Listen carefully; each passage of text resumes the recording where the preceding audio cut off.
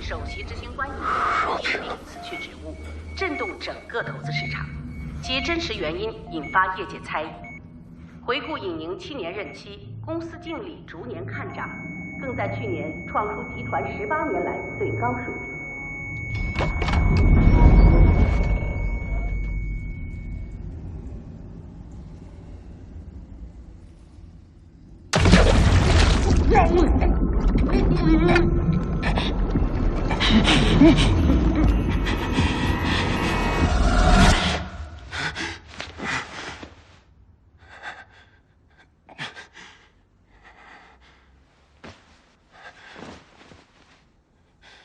这是梦吧？醒啦！请问有水吗？啊！快快快！小婵接了药，姑爷趁热喝了吧。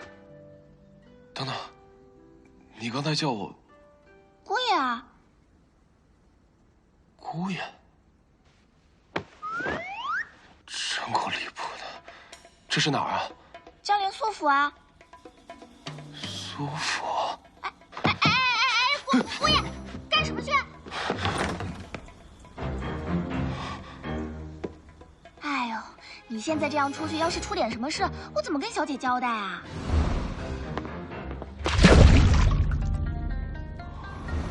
一梦到古代，还成了姑爷。真是的。